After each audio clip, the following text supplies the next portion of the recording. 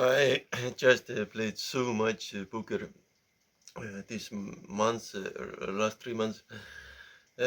Especially this month, I made like almost 10 euros of buy-ins uh, at 10-cent tournaments. So it's like 100 sit and go tournaments this month already. Well, yeah, I'm up almost 5 euros. The thing is, it's just so soft, so that I wanted to play more and more and more and more. Oh my god. Um, very big emotions. Yeah, I need to take some type of rest. First time in my life, I guess I looked at the software deeply, like I really started to analyze what on earth is going on there at these leagues. So emotional. It's like this, this double or nothing sit and goes. This like goes super deep actually, strategy wise. Well, I have been playing them for almost 8 months now. Kind of regularly, always again. But last 3 months, I really, put in a lot of volume. I think we have some type of rainwater leak in the summer house. And just 1 second.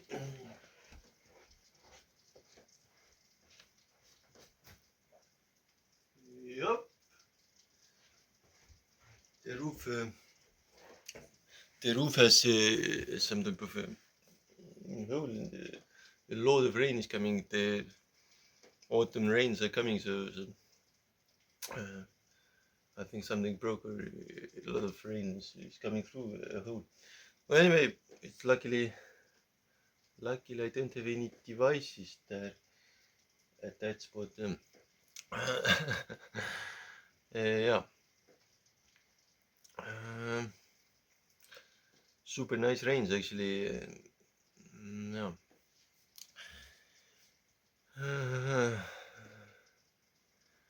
I can't believe this grind. Well, I do believe it. I have experienced it. That it's unbelievable, the results and everything. Shouldn't be happening, but it's happening. The leagues, those leagues are like suddenly fulfill these very weak players, punters or something.